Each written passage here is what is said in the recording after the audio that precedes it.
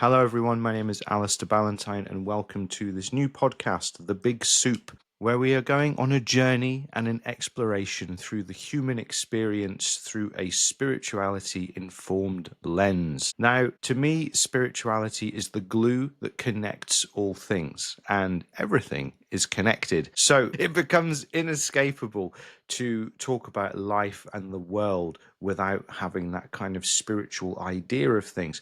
Now, something that I would like to stress is when it comes to talking about spirituality, it's not about things that separate us from the world. It's not about things that try and make us seem more magical or disconnected. This is about finding ways to ground ourselves deeper into the human experience and appreciate the connections that we share with one another, because we are going through interesting times in our world. And a lot of the problems that we have in our world are because we have a spiritual deficit as a society. We look at the world as something to be conquered, as something to be dominated. We look at nature as something to be dominated. We even look at our fellow human beings as people to be dominated as we seek to achieve our own ends. I think this is all a load of crap, personally, because if we look at the world around us and the challenges that we're facing and the questions that need to be answered if we are going to not only survive but thrive in the future, is we have to recognize that a more harmonious, regenerative form of living and society needs to emerge for the human race to survive, because ultimately the planet will be fine. It will throw us off, it will do its thing, it will heal, it will regenerate, and it will still be here, and we won't be.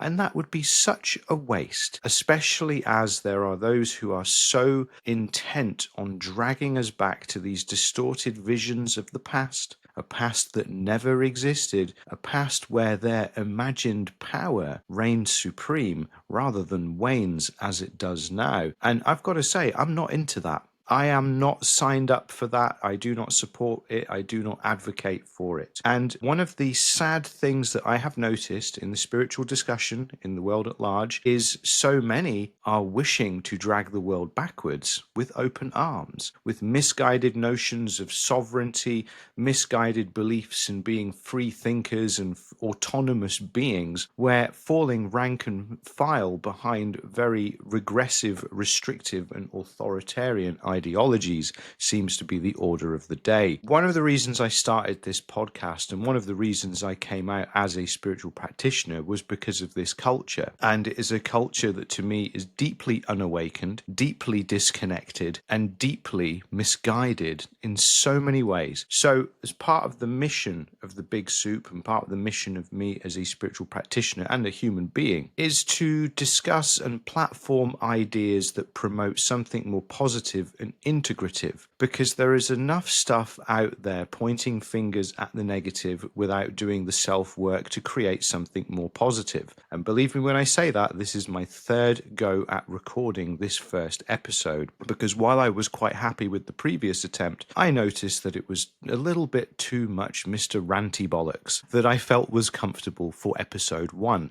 Not to say that we will repress and bypass these things, but it's important that we ease ourselves into the hot bath of transformation, nice, slowly and gently, as if it was a Sunday evening after a long weekend preparing for the week ahead. So yeah, as you can tell, I like to have a laugh because spirituality is also uplifting, and a lot of the conversations I've had over the years with people and the very select few that I've considered as teachers on my journey, there is always so much laughter and so much joking. It's not a solemn affair, So many people in the spiritual world on social media want us to bow down to them as if they are gods. They're not, bring me someone whose poop smells like roses, or better still, doesn't have to poop at all, and maybe we could consider them divine in some context because they don't have to do something that the rest of us do. So when we're looking at this, and another thing that is troubling to me is that spirituality or awakened or these kind of terminologies have also become such a red flag now, because oftentimes when you see people on social media laying into each other, saying the most heinous things and stirring the pot of fear and paranoia and anxiety, you might find words like awakened, conscious, new earth leader, blah, blah, blah, empath, all of this kind of stuff in their Facebook bio. And it's really interesting to me how people have taken up the sword for what are thousands of years old ideologies, redressed with the woo-woo sparkly sheen, and pretending like it's something new or they're doing something noble, whereas it's just a waste of their time and energy and keeping them further away from achieving a state of personal awakening. So it's in this climate that the big soup must emerge. And as a man starting a podcast, don't worry, I did consult some of my women friends. I said, look, people have been on at me for ages to do a podcast. Is it okay? Because I've been to therapy a number of times and I don't hate women. So surely that's all right for us to have another podcast coming into the world. And they agreed. They said it was fine. The thing that is important about this is we need to recognize that we live in a connected time. And in a connected time, we have to make the best use of the resources that we have available to us to connect, to positively uplift, to inspire, but also to call out nonsense where appropriate. So there will be moments where we will discuss practices and ideas and perspectives that are limiting, that are negatively challenging to those who sign up to them, but it will always be with a focus of what can we do differently? Where can we take a different step? Where can we move towards something that is more positively focused and integrative for the road ahead for all? Because especially now, post 2020, a lot of the spiritual community has completely failed society, in my view. Because in times of uncertainty and challenges, the spiritual community, the practitioner community, should be paving pathways for people to walk to meet the unknown with a sense of openness and a sense of peace and calm within them. Because spirituality is all about embracing the unknown with a sense of openness, which is why a lot of the tinfoil hat conspiracy types, yes, that's right, it's episode 1, we're coming for them already, are totally unawakened. You know, they wouldn't know awakening if it hit them in the face, because they live in this paranoid world where everyone is out to get them. All of these things are wrong, and then there is a supposed like divine solution in a political figure or a movement or something like that, rather than recognizing these are the regressive movements that want to take us back to the past. They'll talk about the divine masculine, they'll talk about the divine feminine, and you peel the lid away from those conversations and you'll see that it's just age-old purity culture, which was false in the first place anyway. So there's many things there that have become deeply not just problematic, but absolutely corrosive and cancerous, not just in the spiritual community, but in the societal community at large. If we are not recognizing that we have an interdependent relationship with one another, if we're not recognizing that we are all connected and we need to work together in various different ways, we will not survive. Individualism is incompatible with spiritual awakening, because in the Western spirituality, the New Age spirituality, now not all New Age is bad, but of course a lot of it is misappropriated nonsense. The worship of the individual overall, the idea that the individual can somehow become the center of the universe, is where we've got a lot of problems in our world, because it turns us off from being engaged with issues that actually can affect social change. If spirituality is the glue that holds everything together, and the drive is for more of a harmony in this world, in a sense of unity with one another, we need to recognize that we can't just pick and choose. We can't just say, you know, you're only awakened if you do A, B, C, but you're not awakened if you do X, Y, Z. And when we see that people have these beliefs and ideas that are somewhat exclusive and exclusionary, we know that they are batting for the regressive team. So we can start to kind of shift the perspectives. And if we're going to employ binaries, why don't we have the binary of obstructive and constructive, or progressive and regressive, because then that frees us up from being siloed in these traditional binaries of left and right and all of these other things, when even on the political axis the spectrum is horseshoe,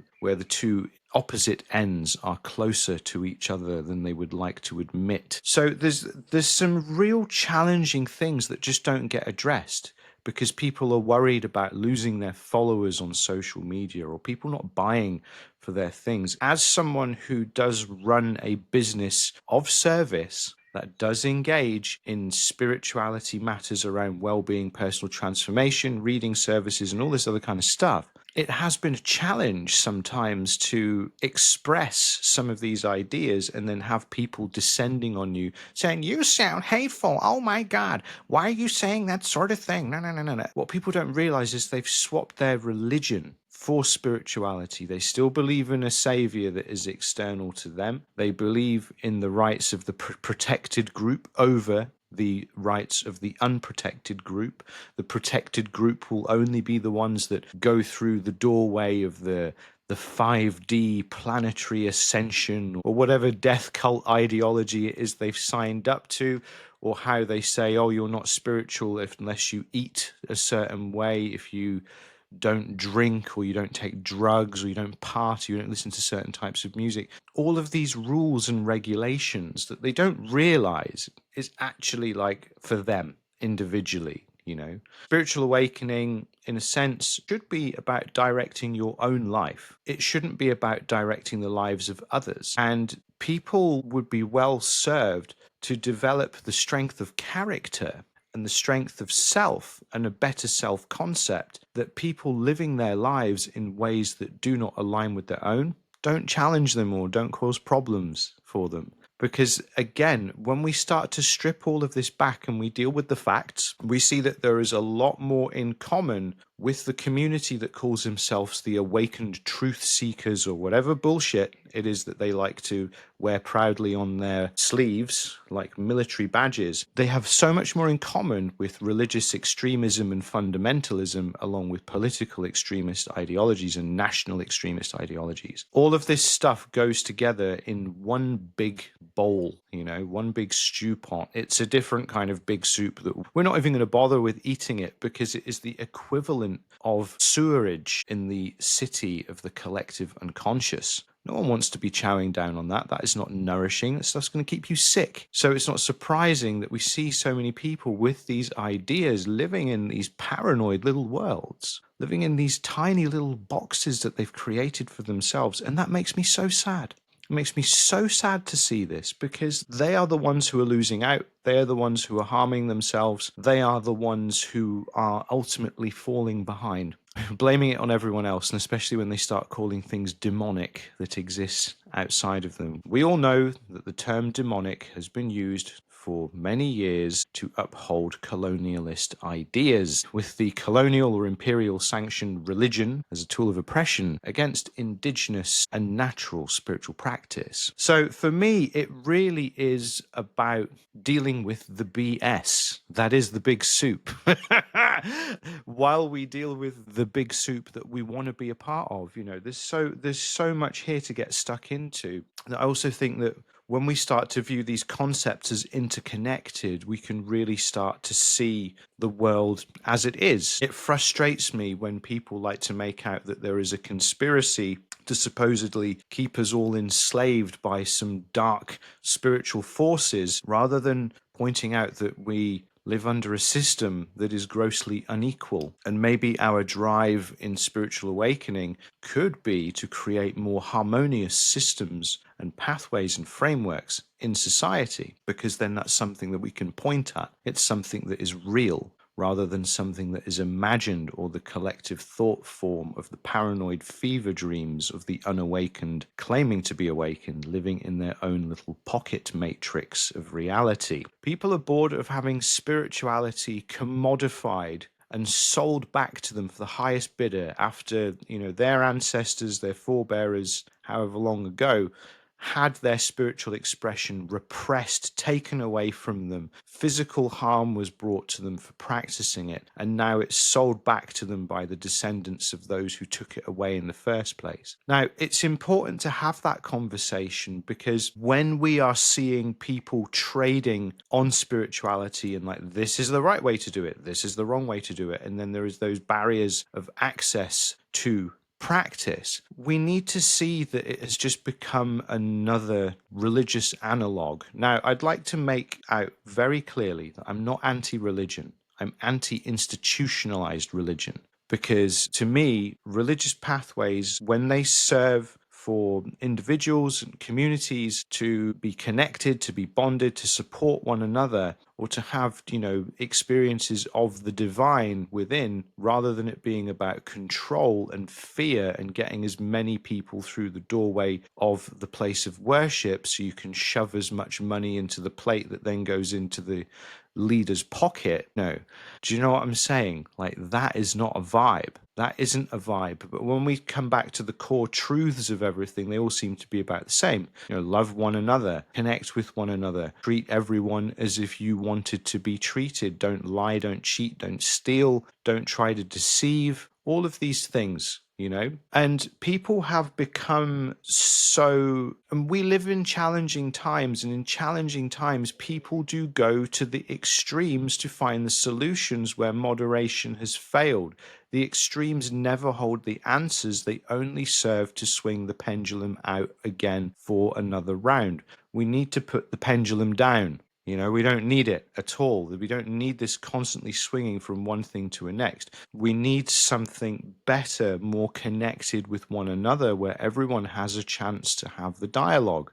Not everyone's going to want to be a part of that, but the table should contain a space for them should they wish to sit down at it. So again, when something is exclusionary, something is exclusive, it doesn't provide those frameworks for people to choose to walk through the door. They might not do it today, they might not do it tomorrow, they might not do it for 10 years, but the fact is that pathway is still there. And all of this stuff, a more connected society, consciously interdependent society, something that is in service of the many rather than the few, all of this work begins with us as individuals. One of the visions that I keep having about the future, and I have had for many, many years now, is the vision of an inverting pyramid. So if you're watching this on the video, you'll see I'm currently holding up a pyramid in my hand. And if our society at the moment is structured like the pyramid, so many of us at the bottom and a very few at the top, and we're climbing to get up this pyramid, we're struggling, we're trying to step on one another, doing what we can to get by. This constant Hunger Games that we've been entered into since birth, this is no good.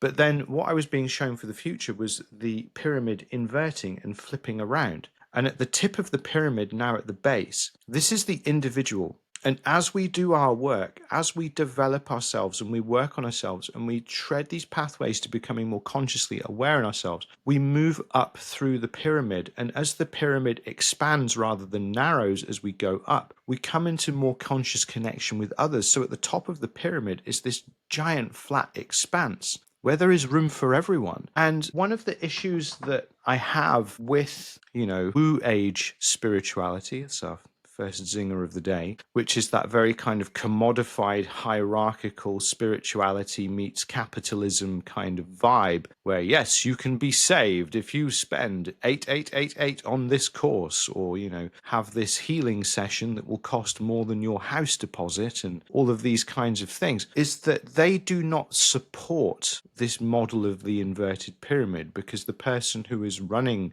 the show is sitting at the top of their own pyramid, and we have to recognize that we internalize these structures. When these are all that we've known, we will defend them, we will internalize them, because we think that any kind of challenge to that or change to that is a direct assault and attack on us as individuals, which is not true. We can take all that we are and move through and forwards into something different. For some people, it might be worth actually seeing this pyramid like an egg timer, We go through this current paradigm of things structured as they are, and then that brings us to a point of self-realization where we come to the inverted pyramid above and then continue to expand upwards and outwards. There is no real hard and fast way to do that. It's a very much an individual path that can be experienced. But the thing is when we start to take spirituality away from being a commodity, well, at least solely, we are free to explore our own pathways. I don't have a problem with people um, d- being in business of service with spirituality. I'm one of those people. I don't care. This is how I make my way in the world, as is with many others. But it's when people start to want us to treat them like, divine, like they are the figurehead of some religion or some cult-like group, because cults and cult-like groups are a big problem at the moment, not just in spirituality, but in many, many aspects of society, particularly post 2020 as well. But that's something else that we'll get to on another day.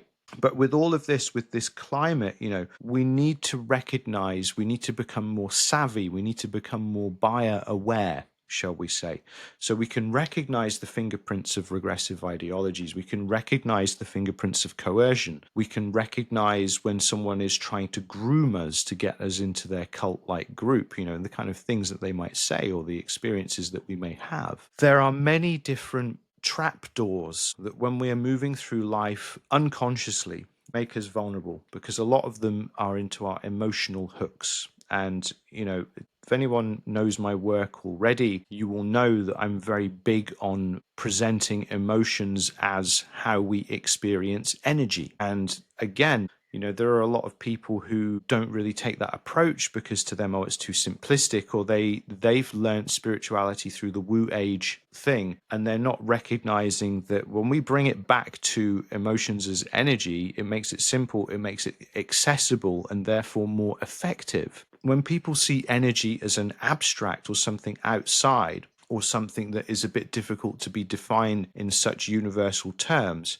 we can see that they are firmly in the service of themselves and perpetuating their own personal mythology. They are seeking to install themselves at the top of the pyramid, and you get to sit nice and uncomfortably beneath them. And a lot of us have been there. I've been there. I've got a lot of stories to tell for this kind of experience, but we tend to find that they all sort of show up and manifest in the same kind of way. So if we are to have a good tasting big soup of the human experience, the ingredients need to be balanced. The flavors need to make sense. Maybe there is more than one pot of big soup. I would argue that there is, because we're not going to throw everything into one big pot. But for the purposes of the analogy, we need to make sure the flavors of our life are balanced. We need to make sure that things make sense and things are harmonious. When we are working with different flavors, herbs, and spices, we want to know how much of each is going to bring out the right kind of flavor, the right kind of texture, the right kind of experience. So there's a few things here that we can put on the table as a consideration before we even really get into anything, as to how they can serve us and how they can help us when it comes to exploring and expressing and coming to realizations of the self on the personal spiritual journey,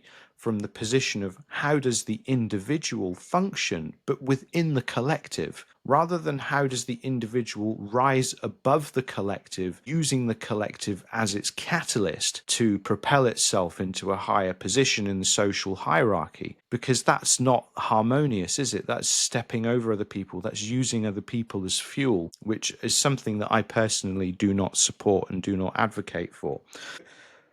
All of this is kind of serving with the idea to explore spirituality in as practical and accessible terms as possible.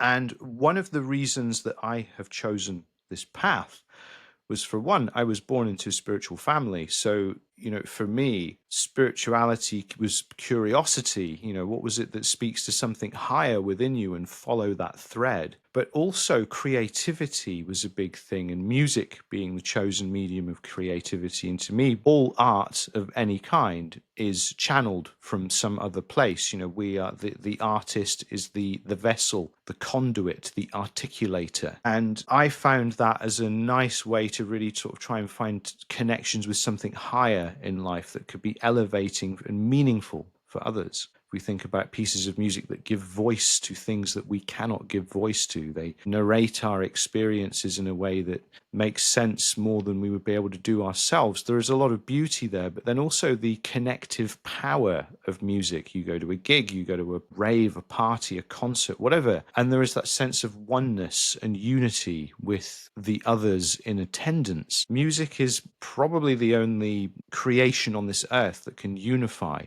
in such a way, in a positive mindset rather than a negative, which we will find systems doing through positions of fear. And we just think over the past few years and how many things have come about because people don't understand complexity, or they don't want to take the effort to learn how things work beyond an ABC paint by numbers process. They dare to call themselves awakened. There's a great irony there. So we will go through this journey with grace. We will tread firmly, but also with a light foot in other respects. And the more that we can sort of see the multimodal aspects, approach, and nature of this world, it will give us a way to find how we can be more expressed in the world, how we can choose a healthier self-expression, how we can be more realized through our lives and the things that we choose to do. Because ultimately, spiritual awakening is like watching something in a higher definition. It's like the VHS cassette version of the movie, right from when I was a kid, versus the Blu-ray version, or the 4K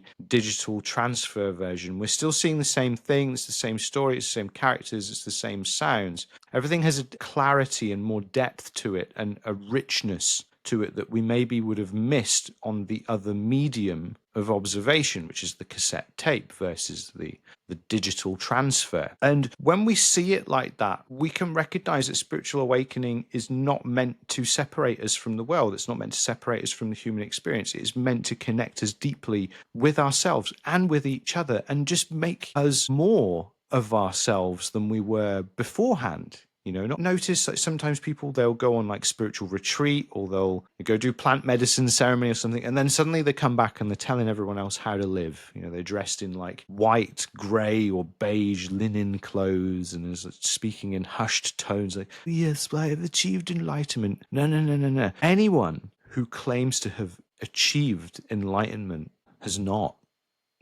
It's a funny thing because humans are really obsessed with trying to place themselves above other people. They want to seem virtuous. They want to seem like they are progressing in a measurable way. But when we go in and we see that so much of this doesn't matter, and we approach it in such a way that we can still function and move through the world without taking on this pious, better than you mentality, or trying to subject other people to the conditions that we need as individuals to function, then we are a little bit closer to getting it, rather than Tantric Tony, who goes away for the weekend and comes back claiming to be some reincarnation of a Atlantean high priest, and now we must all bow down to them. All this kind of nonsense. There's so much of it out there. So we need to recognize that spirituality is deeply personal to you, to the next person, and it's not going to look the same. My path will not look the same to your path, and your path should not look the same to mine. And when we take that view, when we allow ourselves that, we can then recognize that we are the universe experiencing itself in human form. And if the universe wishes to experience itself in human form, and there's 8 billion plus humans, then this has to be expressed and experienced in 8 billion plus different ways. That makes it a little bit easier, because this is all about being yourself. And then we recognize that it is like a kaleidoscope, constantly rolling and shifting with all of these different perspectives working through them. And as we do that, we recognize the kaleidoscopic, interconnected nature of the human experience. It gives us permission to be ourselves, to do our things, to go out, explore, experience, and express, and not have anyone else coming telling us how to live in a personal way, but still recognizing that as a collective, we're connected, we're interdependent, we have responsibility to one another, and we don't turn our backs on the world to create more pyramids that worship the individual. We have those inverted pyramids that start from the individual becoming realized and progressing into an unfolding of a connective understanding. That is the mission of the Big Soup. That is the mission of me as a practitioner. And next time we will come back and I'll tell you a bit more about myself and why I am doing this, why I do what I do. So, my name is Alistair. It's been a pleasure to hang out with you today. If you're interested in working with me, feel free to head over to my website, alistairballantyne.com, where it's all about spiritually informed well-being, personal development, and supportive practices, whether you want me as a reader, a mentor, a teacher, a facilitator, or someone to just walk beside you as you go on your journey. There is something there for you. And for now, I express my gratitude for you joining me on this first bowl of the Big Soup. I will see you soon.